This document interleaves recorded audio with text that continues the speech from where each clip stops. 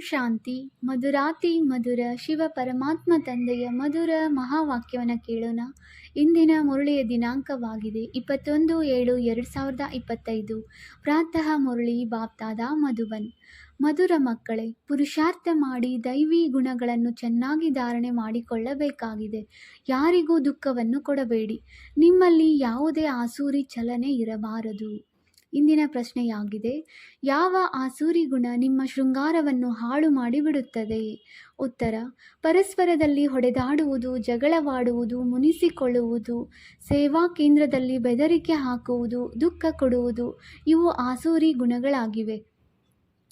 ಇವು ನಿಮ್ಮ ಶೃಂಗಾರವನ್ನು ಕೆಡಿಸುತ್ತವೆ. ಯಾವ ಮಕ್ಕಳು ತಂದೆಯವರಾಗಿಯೂ ಈ ಆಸೂರಿ ಗುಣಗಳ ತ್ಯಾಗ ಮಾಡುವುದಿಲ್ಲ, ಉಲ್ಟಾ ಕರ್ಮಗಳನ್ನು ಮಾಡುವರೋ ಅವರಿಗೆ ಬಹಳ ನಷ್ಟವಾಗುತ್ತದೆ. ಲೆಕ್ಕಾಚಾರವೇ ಲೆಕ್ಕಾಚಾರವಿದೆ. ತಂದೆಯ ಜೊತೆ ಧರ್ಮರಾಜನೂ ಇದ್ದಾರೆ. ಗೀತೆಯಾಗಿದೆ, ಭೋಲಾನಾಥನಿಗಿಂತ ಭಿನ್ನ ಯಾರೂ ಇಲ್ಲ. ಓಂ ಶಾಂತಿ. ಆತ್ಮೀಯ ಮಕ್ಕಳು, ಇದನ್ನಂತೂ ಅರಿತಿದ್ದೀರಿ, ಶ್ರೇಷ್ಠಾತಿ ಶ್ರೇಷ್ಠ ಭಗವಂತನಾಗಿದ್ದಾರೆ. ಮನುಷ್ಯರು ಕೇವಲ ಹಾಡುತ್ತಾರೆ ಮತ್ತು ನೀವು ದಿವ್ಯ ದೃಷ್ಟಿಯಿಂದ ನೋಡುತ್ತೀರಿ. ನಿಮ್ಮ ಬುದ್ಧಿಯಿಂದಲೂ ಅರಿತುಕೊಂಡಿದ್ದೀರಿ. ಅವರು ನಮಗೆ ಓದಿಸುತ್ತಿದ್ದಾರೆ. ಆತ್ಮವೇ ಶರೀರದಿಂದ ಓದುತ್ತದೆ. ಎಲ್ಲವನ್ನೂ ಶರೀರದಿಂದ ಆತ್ಮವೇ ಮಾಡುತ್ತದೆ. ಶರೀರವು ವಿನಾಶಿಯಾಗಿದೆ. ಇದನ್ನು ಆತ್ಮವು ಧಾರಣೆ ಮಾಡಿ ಪಾತ್ರವನ್ನು ಅಭಿನಯಿಸುತ್ತದೆ. ಆತ್ಮದಲ್ಲಿಯೇ ಪೂರ್ಣ ಪಾತ್ರವು ನಿಗದಿಯಾಗಿದೆ. 84 ಜನ್ಮಗಳ ಪಾತ್ರವು ಆತ್ಮದಲ್ಲಿಯೇ ನಿಗದಿಯಾಗಿದೆ. ಮೊಟ್ಟ ಮೊದಲು ತಮ್ಮನ್ನು ಆತ್ಮನೆಂದು ತಿಳಿಯಬೇಕಾಗಿದೆ. ತಂದೆಯು ಸರ್ವಶಕ್ತಿವಂತನಾಗಿದ್ದಾರೆ. ಅವರಿಂದ ನೀವು ಮಕ್ಕಳಿಗೆ ಶಕ್ತಿಯೂ ಸಿಗುತ್ತದೆ. ಯೋಗದಿಂದ ಹೆಚ್ಚಿನ ಶಕ್ತಿಯೂ ಸಿಗುತ್ತದೆ. ಇದರಿಂದ ನೀವು ಪಾವನರಾಗುತ್ತೀರಿ. ತಂದೆಯು ನಿಮಗೆ ವಿಶ್ವದ ಮೇಲೆ ರಾಜ್ಯಭಾರ ಮಾಡುವ ಶಕ್ತಿಯನ್ನು ಕೊಡುತ್ತಾರೆ. ಇಷ್ಟು ಮಹಾನ್ ಶಕ್ತಿಯನ್ನು ಕೊಡುತ್ತಾರೆ. ಆ ವಿಜ್ಞಾನದ ಅಭಿಮಾನಿಗಳು ಇಷ್ಟೆಲ್ಲವನ್ನು ವಿನಾಶಕ್ಕಾಗಿ ತಯಾರು ಮಾಡುತ್ತಾರೆ. ಅವರ ಬುದ್ಧಿಯು ವಿನಾಶಕ್ಕಾಗಿಯೇ ಇದೆ. ನಿಮ್ಮ ಬುದ್ಧಿಯು ಅವಿನಾಶಿ ಪದವಿಯನ್ನು ಪಡೆಯುವುದಕ್ಕಾಗಿ ಇದೆ. ನಿಮಗೆ ಬಹಳ ಶಕ್ತಿಯೂ ಸಿಗುತ್ತದೆ. ಅದರಿಂದ ನೀವು ವಿಶ್ವದ ಮೇಲೆ ರಾಜ್ಯವನ್ನು ಪಡೆಯುತ್ತೀರಿ. ಅಲ್ಲಿ ಪ್ರಜಾ ಆಡಳಿತವಿರುವುದಿಲ್ಲ. ಅಲ್ಲಿರುವುದೇ ರಾಜಾರಾಣಿಯರ ರಾಜ್ಯ. ಸರ್ವಶ್ರೇಷ್ಠನು ಭಗವಂತನಾಗಿದ್ದಾರೆ. ಎಲ್ಲರೂ ಅವರನ್ನೇ ನೆನಪು ಮಾಡುತ್ತಾರೆ. ಲಕ್ಷ್ಮೀನಾರಾಯಣರಿಗೆ ಕೇವಲ ಮಂದಿರಗಳನ್ನು ಕಟ್ಟಿಸಿ ಪೂಜಿಸುತ್ತಾರೆ. ಆದರೂ ಸಹ ಶ್ರೇಷ್ಠಾತಿ ಶ್ರೇಷ್ಠನು ಭಗವಂತನೆಂದೇ ಗಾಯನವಿದೆ. ನೀವೀಗ ತಿಳಿದುಕೊಂಡಿದ್ದೀರಿ. ಈ ಲಕ್ಷ್ಮೀನಾರಾಯಣರು ವಿಶ್ವದ ಮಾಲೀಕರಾಗಿದ್ದರು. ಬೇಹದ್ದಿನ ತಂದೆಯಿಂದ ಶ್ರೇಷ್ಠ ವಿಶ್ವದ ರಾಜ್ಯ ಭಾಗ್ಯವೂ ಸಿಗುತ್ತದೆ. ಅಂದಾಗ ಮಕ್ಕಳಿಗೆ ಎಷ್ಟೊಂದು ಖುಷಿ ಇರಬೇಕು. ಯಾರಿಂದ ಏನಾದರೂ ಸಿಗುತ್ತದೆಯೋ ಅವರನ್ನು ನೆನಪು ಮಾಡಲಾಗುತ್ತದೆಯಲ್ಲವೇ? ಕನ್ಯೆಗೆ ಪತಿಯಿಂದ ಎಷ್ಟೊಂದು ಪ್ರೀತಿ ಇರುತ್ತದೆ. ಪತಿಯ ಹಿಂದೆ ಪ್ರಾಣವನ್ನೇ ಕೊಡುತ್ತಾರೆ. ಪತಿಯು ಶರೀರ ಬಿಟ್ಟಾಗ ಚೀರಾಡುತ್ತಾರೆ. ಈ ತಂದೆಯಂತೂ ಪತಿಯರಿಗೂ ಪತಿಯಾಗಿದ್ದಾರೆ. ಈ ಶ್ರೇಷ್ಠಾತಿ ಶ್ರೇಷ್ಠ ಪದವಿಯನ್ನು ಪ್ರಾಪ್ತಿ ಮಾಡಿಸುವುದಕ್ಕಾಗಿ ಎಷ್ಟೊಂದು ಶೃಂಗರಿಸುತ್ತಿದ್ದಾರೆ. ಅಂದಾಗ ಮಕ್ಕಳಲ್ಲಿ ಎಷ್ಟೊಂದು ನಶೆ ಇರಬೇಕು. ದೈವಿ ಗುಣಗಳನ್ನು ಇಲ್ಲಿಯೇ ಧಾರಣೆ ಮಾಡಿಕೊಳ್ಳಬೇಕಾಗಿದೆ. ಅನೇಕರಲ್ಲಿ ಇಲ್ಲಿಯವರೆಗೆ ಆಸೂರಿ ಅವಗುಣಗಳಿವೆ. ಜಗಳ, ಕಲಹ ಮಾಡುವುದು, ಮುನಿಸಿಕೊಳ್ಳುವುದು, ಸೇವಾ ಕೇಂದ್ರದಲ್ಲಿ ಬೆದರಿಕೆ ಹಾಕುವುದು ತಂದೆಗೆ ಗೊತ್ತಿದೆ. ಬಹಳಷ್ಟು ದೂರುಗಳು ಬರುತ್ತವೆ. ಕಾಮ ಮಹಾಶತ್ರುವಾಗಿದೆ ಅಂದ ಮೇಲೆ ಕ್ರೋಧವೂ ಸಹ ಕಡಿಮೆ ಶತ್ರುವೇನಲ್ಲ. ಅವರ ಮೇಲಿನ ಪ್ರೀತಿ ನನ್ನ ಮೇಲೇಕಿಲ್ಲ. ಅವರೊಂದಿಗೆ ಮಾತ್ರ ಕೇಳಿದರು, ನನ್ನೊಂದಿಗೆ ಏಕೆ ಕೇಳಲಿಲ್ಲ? ಹೀಗೆ ಹೇಳುವಂತಹ ಸಂಶಯ ಬುದ್ಧಿಯವರು ಅನೇಕರಿದ್ದಾರೆ. ರಾಜಧಾನಿಯು ಸ್ಥಾಪನೆಯಾಗುತ್ತಿದೆಯಲ್ಲವೇ? ಇಂತಿಂಥವರು ಯಾವ ಪದವಿಯನ್ನು ಪಡೆಯುವರು? ಪದವಿಯಲ್ಲಂತೂ ಬಹಳ ಅಂತರವಾಗಿ ಬಿಡುತ್ತದೆ. ಕೂಲಿಗಾರರನ್ನು ನೋಡಿ, ಒಳ್ಳೊಳ್ಳೆಯ ಮಹಲುಗಳಲ್ಲಿರುತ್ತಾರೆ. ಕೆಲವರು ಇನ್ನೆಲ್ಲಿಯೋ ಇರುತ್ತಾರೆ. ಪ್ರತಿಯೊಬ್ಬರು ಪುರುಷಾರ್ಥ ಮಾಡಿ ದೈವಿ ಗುಣಗಳನ್ನು ಧಾರಣೆ ಮಾಡಿಕೊಳ್ಳಬೇಕಾಗಿದೆ. ದೇಹಾಭಿಮಾನದಲ್ಲಿ ಬರುವುದರಿಂದ ಆಸೂರಿ ಚಲನೆಯಾಗುತ್ತದೆ. ಯಾವಾಗ ದೇಹಿ ಅಭಿಮಾನಿಗಳಾಗಿ ಚೆನ್ನಾಗಿ ಧಾರಣೆ ಮಾಡುತ್ತೀರೋ ಆಗ ಶ್ರೇಷ್ಠ ಪದವಿಯನ್ನು ಪಡೆಯುವಿರಿ. ದೈವಿ ಗುಣಗಳನ್ನು ಧಾರಣೆ ಮಾಡುವಂತಹ ಪುರುಷಾರ್ಥ ಮಾಡಬೇಕಾಗಿದೆ. ಯಾರಿಗೂ ದುಃಖ ಕೊಡಬಾರದು. ನೀವು ಮಕ್ಕಳು ದುಃಖಹರ್ತ ಸುಖಕರ್ತನಾದ ತಂದೆಯ ಮಕ್ಕಳಾಗಿದ್ದೀರಿ. ಅಂದ ಮೇಲೆ ಯಾರಿಗೂ ದುಃಖವನ್ನು ಕೊಡಬಾರದು. ಯಾರು ಸೇವಾ ಕೇಂದ್ರವನ್ನು ಸಂಭಾಲನೆ ಮಾಡುವರೋ ಅವರ ಮೇಲೆ ಬಹಳ ಜವಾಬ್ದಾರಿ ಇದೆ. ಹೇಗೆ ತಂದೆಯು ತಿಳಿಸುತ್ತಾರೆ, ಮಕ್ಕಳೇ, ಒಂದು ವೇಳೆ ಯಾರಾದರೂ ತಪ್ಪು ಮಾಡಿದರೆ 100 ಪಟ್ಟು ಶಿಕ್ಷೆಯಾಗುತ್ತದೆ. ದೇಹಾಭಿಮಾನವಿದ್ದರೆ ಬಹಳ ನಷ್ಟವಾಗುತ್ತದೆ. ಏಕೆಂದರೆ ನೀವು ಬ್ರಾಹ್ಮಣರು ಸುಧಾರಣೆ ಮಾಡಲು ನಿಮಿತ್ತರಾಗಿದ್ದೀರಿ. ಒಂದು ವೇಳೆ ತಾನೇ ಸುಧಾರಣೆಯಾಗದಿದ್ದರೆ ಅನ್ಯರನ್ನೇನು ಸುಧಾರಣೆ ಮಾಡುತ್ತೀರಿ? ಬಹಳ ನಷ್ಟವಾಗಿ ಬಿಡುತ್ತದೆ. ಇದು ಪಾಂಡವ ಸರ್ಕಾರವಲ್ಲವೇ? ಶ್ರೇಷ್ಠಾತಿಶ್ರೇಷ್ಠನು ತಂದೆಯಾಗಿದ್ದಾರೆ ಮತ್ತು ಅವರ ಜೊತೆ ಧರ್ಮರಾಜನೂ ಇದ್ದಾರೆ. ಧರ್ಮರಾಜನ ಮೂಲಕ ಬಹಳ ದೊಡ್ಡ ಶಿಕ್ಷೆಯನ್ನು ಅನುಭವಿಸುವಿರಿ. ಇಂತಹ ಕರ್ಮವನ್ನೇನನ್ನಾದರೂ ಮಾಡಿದರೆ ಬಹಳ ನಷ್ಟ ಉಂಟಾಗುತ್ತದೆ. ಲೆಕ್ಕವೇ ಲೆಕ್ಕವಿದೆ. ತಂದೆಯ ಬಳಿ ಪೂರ್ಣ ಲೆಕ್ಕವಿರುತ್ತದೆ. ಭಕ್ತಿ ಮಾರ್ಗದಲ್ಲಿ ಲೆಕ್ಕವೇ ಲೆಕ್ಕವಿರುತ್ತದೆ. ಭಗವಂತನು ನಿಮ್ಮ ಲೆಕ್ಕವನ್ನು ತೆಗೆದುಕೊಳ್ಳುವರೆಂದು ಹೇಳುತ್ತಾರೆ. ಇಲ್ಲಿಯೂ ಸಹ ಸ್ವಯಂ ತಂದೆಯೇ ಹೇಳುತ್ತಾರೆ, ಧರ್ಮರಾಜನು ನಿಮ್ಮ ಬಹಳ ಲೆಕ್ಕವನ್ನು ತೆಗೆದುಕೊಳ್ಳುವರು. ಮತ್ತೆ ಆ ಸಮಯದಲ್ಲಿ ಏನೂ ಮಾಡಲು ಸಾಧ್ಯ? ನೀವು ಇಂತಿಂತಹ ಕರ್ಮ ಮಾಡಿದೆವೆಂದು ಸಾಕ್ಷಾತ್ಕಾರವಾಗುವುದು. ಅಲ್ಲಾದರೂ ಸ್ವಲ್ಪ ಪೆಟ್ಟು ತಿನ್ನಬೇಕಾಗುತ್ತದೆ. ಆದರೆ ಇಲ್ಲಿ ಬಹಳಷ್ಟು ಶಿಕ್ಷೆಯನ್ನು ಅನುಭವಿಸಬೇಕಾಗುವುದು. ಇದಕ್ಕಾಗಿ ಮೋರಧ್ವಜ ತಾಮ್ರಧ್ವಜನ ಕಥೆಯನ್ನು ತಿಳಿಸುತ್ತಾರೆ. ಈ ಸಮಯದೊಂದಿಗೆ ಈ ಕಥೆಯ ಸಂಬಂಧವಿದೆ. ನೀವು ಮಕ್ಕಳು ಸತ್ಯಯುಗದಲ್ಲಿ ಗರ್ಭ ಜೈಲಿನಲ್ಲಿ ಇರುವುದಿಲ್ಲ. ಅಲ್ಲಿ ಗರ್ಭವು ಮಹಲಿನ ಸಮಾನವಿರುತ್ತದೆ. ಯಾವುದೇ ಪಾಪ ಇತ್ಯಾದಿಗಳನ್ನು ಮಾಡುವುದಿಲ್ಲ. ಅಂದಾಗ ಇಂತಹ ರಾಜ್ಯಭಾಗ್ಯವನ್ನು ಪಡೆಯಲು ಮಕ್ಕಳು ಬಹಳ ಎಚ್ಚರಿಕೆಯಿಂದ ಇರಬೇಕಾಗಿದೆ. ಕೆಲವು ಮಕ್ಕಳು ಬ್ರಾಹ್ಮಣಿಯರಿಗಿಂತಲೂ ಮುಂದೆ ಹೊರಟು ಹೋಗುತ್ತಾರೆ. ಅದೃಷ್ಟವು ಬ್ರಾಹ್ಮಣಿಯರಿಗಿಂತಲೂ ಉತ್ತಮವಾಗಿ ಬಿಡುತ್ತದೆ. ಇದನ್ನು ತಂದೆಯೇ ತಿಳಿಸಿದ್ದಾರೆ. ಚೆನ್ನಾಗಿ ಸರ್ವಿಸ್ ಮಾಡಲಿಲ್ಲವೆಂದರೆ ಜನ್ಮ ಜನ್ಮಾಂತರ ದಾಸಿಯರಾಗುತ್ತೀರಿ. ತಂದೆಯು ಸನ್ಮುಖದಲ್ಲಿ ಬರುತ್ತಿದ್ದಂತೆಯೇ ಮಕ್ಕಳೊಂದಿಗೆ ಕೇಳುತ್ತಾರೆ, ಮಕ್ಕಳೇ, ಆತ್ಮಾಭಿಮಾನಿಯಾಗಿ ಕುಳಿತುಕೊಂಡಿದ್ದೀರಾ? ಮಕ್ಕಳ ಪ್ರತಿ ತಂದೆಯ ಮಹಾವಾಕ್ಯವಾಗಿದೆ.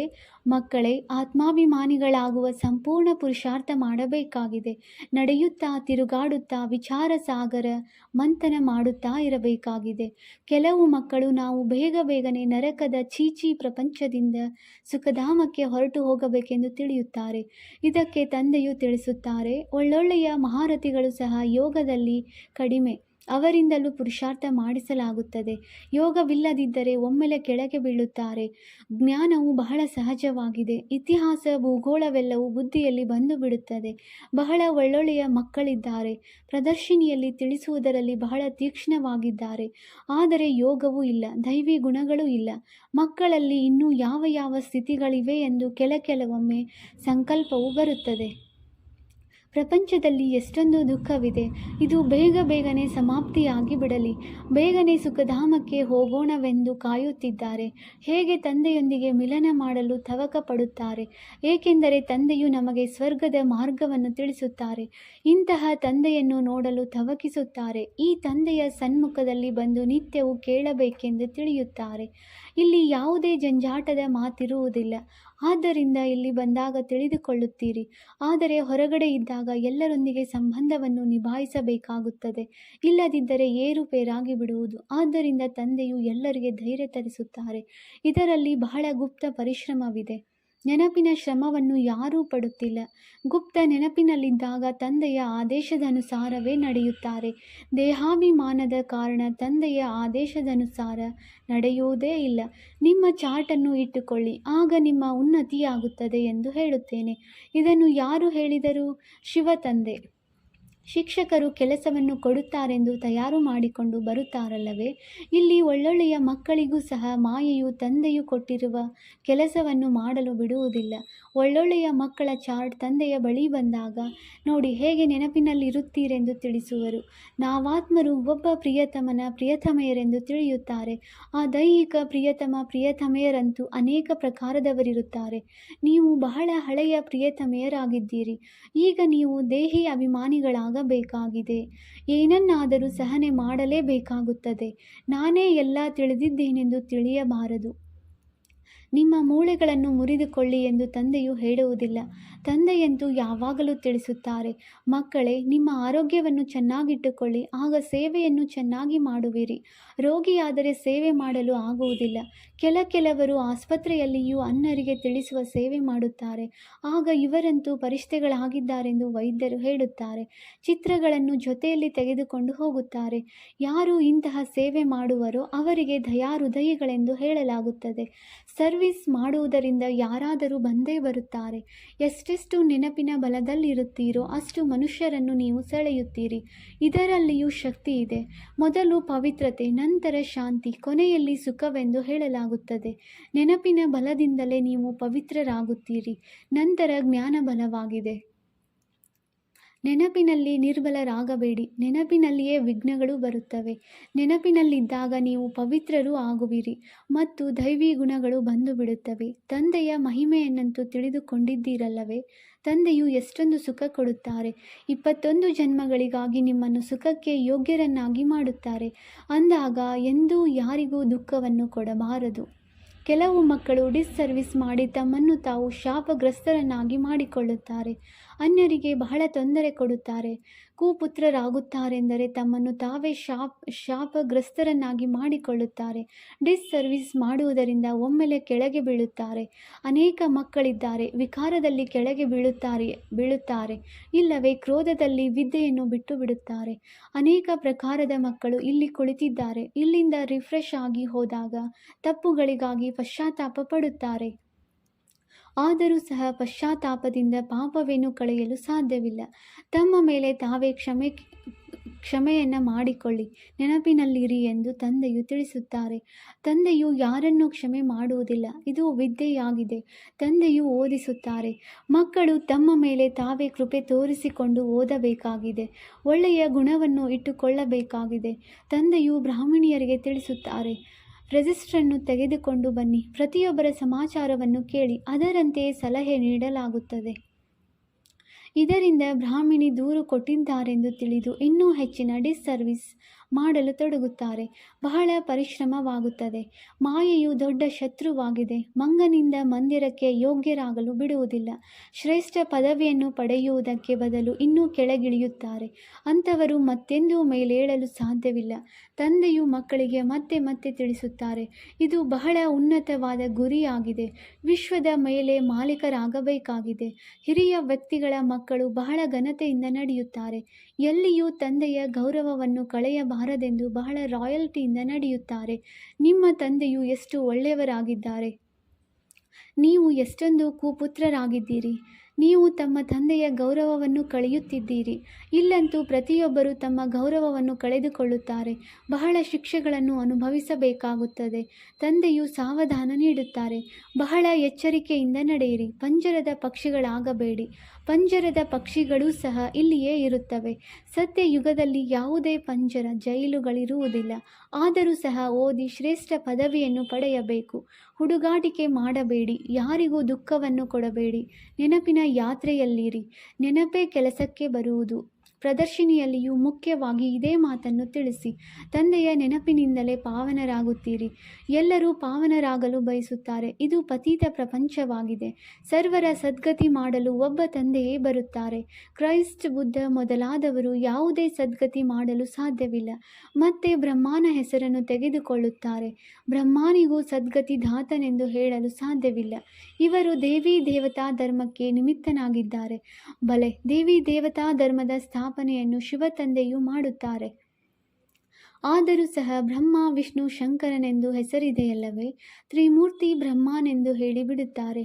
ಇವರೂ ಸಹ ಗುರುಗಳಲ್ಲ. ಗುರುವು ಒಬ್ಬರೇ ಆಗಿದ್ದಾರೆ. ಅವರ ಮೂಲಕ ನೀವು ಆತ್ಮಿಕ ಗುರುಗಳಾಗುತ್ತೀರಿ.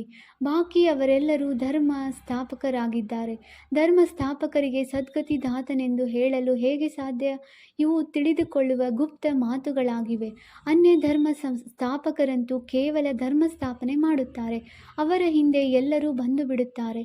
ಆದರೆ ಅವರು ಎಲ್ಲರನ್ನೂ ಹಿಂತಿರುಗಿ ಕರೆದುಕೊಂಡು ಹೋಗಲು ಸಾಧ್ಯವಿಲ್ಲ. ಅವರು ಪುನರ್ಜನ್ಮದಲ್ಲಿ ಬರಲೇಬೇಕಾಗಿದೆ. ಎಲ್ಲರಿಗೂ ಈ ತಿಳುವಳಿಕೆ ಇದೆ. ಸದ್ಗತಿಗಾಗಿ ಮತ್ಯಾರೊಬ್ಬರು ಗುರುಗಳಿಲ್ಲ. ತಂದೆಯು ತಿಳಿಸುತ್ತಾರೆ, ಗುರು ಪತಿತ ಪಾವನನು ಒಬ್ಬರೇ ಆಗಿದ್ದಾರೆ. ಅವರೇ ಸರ್ವರ ಸದ್ಗತಿದಾತ ಮುಕ್ತಿದಾತನಾಗಿದ್ದಾರೆ. ಅಂದಾಗ ತಿಳಿಸಬೇಕು, ನಮ್ಮ ಗುರು ಒಬ್ಬರೇ ಆಗಿದ್ದಾರೆ. ಅವರು ಸದ್ಗತಿ ಕೊಡುತ್ತಾರೆ. ಶಾಂತಿಧಾಮ ಸುಖಧಾಮದಲ್ಲಿ ಕರೆದುಕೊಂಡು ಹೋಗುತ್ತಾರೆ. ಸತ್ಯಯುಗದ ಆದಿಯಲ್ಲಿ ಬಹಳ ಕೆಲವರೇ ಇರುತ್ತಾರೆ. ಅಲ್ಲಿ ಯಾರ ರಾಜ್ಯವಿತ್ತೆಂದು ಚಿತ್ರಗಳನ್ನು ತೋರಿಸುತ್ತಾರಲ್ಲವೇ, ಭಾರತವಾಸಿಗಳೇ ಒಪ್ಪುತ್ತಾರೆ.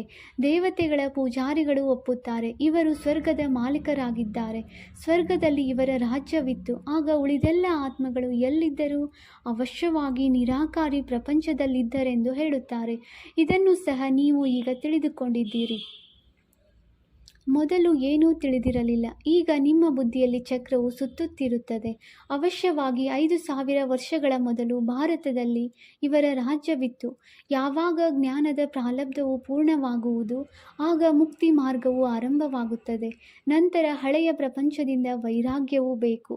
ನಾವೀಗ ಹೊಸ ಪ್ರಪಂಚಕ್ಕೆ ಹೊರಟು ಹೋಗುತ್ತೇವೆ. ಹಳೆಯ ಪ್ರಪಂಚದಿಂದ ಪ್ರೀತಿಯು ಹೊರಟು ಹೋಗುತ್ತದೆ. ಅಲ್ಲಿ ಪತಿ ಮಕ್ಕಳೆಲ್ಲರೂ ಬಹಳ ಒಳ್ಳೆಯವರು ಸಿಗುತ್ತಾರೆ. ಬೇಹದ್ದಿನ ತಂದೆಯಂತೂ ನಮ್ಮನ್ನು ವಿಶ್ವದ ಮಾಲೀಕರನ್ನಾಗಿ ಮಾಡುತ್ತಾರೆ. ಯಾರು ವಿಶ್ವದ ಮಾಲೀಕರಾಗುವ ಮಕ್ಕಳಿದ್ದಾರೆಯೋ ಅವರ ವಿಚಾರಗಳು ಬಹಳ ಶ್ರೇಷ್ಠ ಮತ್ತು ಚಲನೆಯು ಬಹಳ ರಾಯಲ್ ಆಗಿರುವುದು. ಭೋಜನವೂ ಸಹ ಬಹಳ ಕಡಿಮೆ, ಹೆಚ್ಚಿನ ಚಪಲವಿರಬಾರದು. ನೆನಪಿನಲ್ಲಿರುವವರ ಭೋಜನವು ಬಹಳ ಸೂಕ್ಷ್ಮವಾಗಿರುವುದು.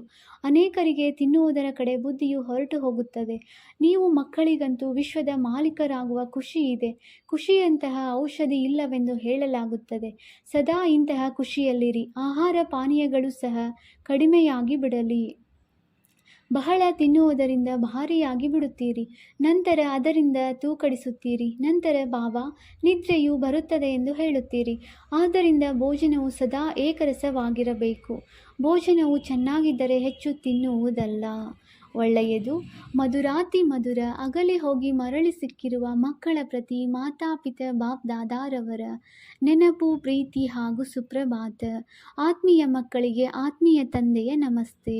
ನಾವು ಆತ್ಮೀಯ ಮಕ್ಕಳಿಂದ ಆತ್ಮೀಯ ತಂದೆಗೆ ನೆನಪು, ಪ್ರೀತಿ ಹಾಗೂ ನಮಸ್ತೆ ನಮಸ್ತೆ ನಮಸ್ತೆ.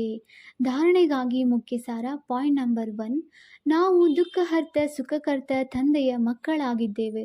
ನಾವು ಯಾರಿಗೂ ದುಃಖವನ್ನು ಕೊಡಬಾರದು. ಡಿಸ್ಸರ್ವಿಸ್ ಮಾಡಿ ತಮ್ಮನ್ನು ತಾವು ಶಾಪಗ್ರಸ್ತರನ್ನಾಗಿ ಮಾಡಿಕೊಳ್ಳಬಾರದು. ಪಾಯಿಂಟ್ ನಂಬರ್ 2, ತಮ್ಮ ವಿಚಾರಗಳನ್ನು ಬಹಳ ಶ್ರೇಷ್ಠ ಮತ್ತು ರಾಯಲ್ ಆಗಿಟ್ಟುಕೊಳ್ಳಬೇಕಾಗಿದೆ. ದಯಾಹೃದಯಿಗಳಾಗಿ ಸರ್ವಿಸ್ನಲ್ಲಿ ತತ್ಪರರಾಗಿರಬೇಕಾಗಿದೆ. ಆಹಾರ ಪಾನೀಯಗಳ ಚಪಲವನ್ನು ಬಿಟ್ಟು ಬಿಡಬೇಕಾಗಿದೆ. ವರದಾನ: ಪ್ರಾಮಾಣಿಕರಾಗಿ ಸ್ವಯಂವನ್ನು ತಂದೆಯ ಮುಂದೆ ಸ್ಪಷ್ಟ ಮಾಡುವಂತಹ ಏರುವ ಕಲೆಯ ಅನುಭವಿ ಭವ. ಸ್ವಯಂಗೆ ಯಾವುದಿದೆ ಹೇಗಿದೆ ಹಾಗೆಯೇ ತಂದೆಯ ಮುಂದೆ ಪ್ರತ್ಯಕ್ಷ ಮಾಡುವುದು ಇದೆ. ಎಲ್ಲದಕ್ಕಿಂತಲೂ ದೊಡ್ಡದರಲ್ಲಿ ದೊಡ್ಡ ಏರುವ ಕಲೆಯ ಸಾಧನವಾಗಿದೆ. ಬುದ್ಧಿಯ ಮೇಲೆ ಏನು ಅನೇಕ ಪ್ರಕಾರದ ಹೊರೆ ಇದೆ, ಅದನ್ನು ಸಮಾಪ್ತಿ ಮಾಡಲು ಇದೇ ಸಹಜ ಯುಕ್ತಿಯಾಗಿದೆ. ಪ್ರಾಮಾಣಿಕರಾಗಿ ಸ್ವಯಂವನ್ನು ತಂದೆಯ ಮುಂದೆ ಸ್ಪಷ್ಟ ಮಾಡುವುದು, ಅರ್ಥಾತ್ ಪುರುಷಾರ್ಥದ ಮಾರ್ಗ ಸ್ಪಷ್ಟ ಮಾಡಿಕೊಳ್ಳುವುದು. ಎಂದೂ ಸಹ ಚತುರತೆಯಿಂದ ಮನ್ಮತ್ ಮತ್ತು ಪರಮತದ ಪ್ಲಾನ್ ಮಾಡಿಕೊಂಡು ತಂದೆ ಅಥವಾ ನಿಮಿತ್ತರಾಗಿರುವಂತಹ ಆತ್ಮಗಳ ಮುಂದೆ ಯಾವುದೇ ಮಾತನ್ನಿಟ್ಟಾಗ ಇದು ಪ್ರಾಮಾಣಿಕತೆ ಅಲ್ಲ. ಪ್ರಾಮಾಣಿಕತೆ ಅರ್ಥಾತ್ ಹೇಗೆ ತಂದೆ ಯಾರಾಗಿದ್ದಾರೆ, ಹೇಗಿದ್ದಾರೆ, ಮಕ್ಕಳ ಮುಂದೆ ಪ್ರತ್ಯಕ್ಷರಾಗಿದ್ದಾರೆ, ಅದೇ ರೀತಿ ಮಕ್ಕಳು ತಂದೆಯ ಎದುರು ಪ್ರತ್ಯಕ್ಷ ಆಗಬೇಕು. ಸ್ಲೋಗನ್: ಸತ್ಯ ತಪಸ್ವಿ ಇವರೇ ಆಗಿದ್ದಾರೆ, ಯಾರು ಸದಾ ಸರ್ವಸ್ವ ತ್ಯಾಗಿಯ ಪೊಸಿಷನ್ನಲ್ಲಿ ಇರುತ್ತಾರೆ. ಅವ್ಯಕ್ತ ಸೂಚನೆ: ಸಂಕಲ್ಪ ಶಕ್ತಿಯನ್ನು ಜಮಾ ಮಾಡಿ ಶ್ರೇಷ್ಠ ಸೇವೆಗೆ ನಿಮಿತ್ತರಾಗಿ. ವರ್ತಮಾನ ಭವಿಷ್ಯದ ದರ್ಪಣವಾಗಿದೆ. ವರ್ತಮಾನದ ಸ್ಟೇಜ್ ಎಂದರೆ ದರ್ಪಣದ ಮೂಲಕ ತಮ್ಮ ಭವಿಷ್ಯವನ್ನು ಸ್ಪಷ್ಟವಾಗಿ ನೋಡಬಹುದು. ಭವಿಷ್ಯ ರಾಜ್ಯ ಅಧಿಕಾರಿ ಆಗುವುದಕ್ಕಾಗಿ ಚೆಕ್ ಮಾಡಿಕೊಳ್ಳಿ. ವರ್ತಮಾನ ನನ್ನಲ್ಲಿ ರೂಲಿಂಗ್ ಪವರ್ ಎಲ್ಲಿಯವರೆಗೂ ಇದೆ. ಮೊದಲು ಸೂಕ್ಷ್ಮ ಶಕ್ತಿಗಳು ಯಾವುದು ವಿಶೇಷ ಕಾರ್ಯ ಮಾಡಿಸೋದಾಗಿದೆ. ಸಂಕಲ್ಪ ಶಕ್ತಿಯ ಮೇಲೆ, ಬುದ್ಧಿಯ ಮೇಲೆ ಸಂಪೂರ್ಣ ಅಧಿಕಾರ ಇರಲಿ. ಆಗ ತಮ್ಮ ಭವಿಷ್ಯ ಉಜ್ವಲ ಮಾಡಲು ಸಾಧ್ಯ. ಓಂ ಶಾಂತಿ.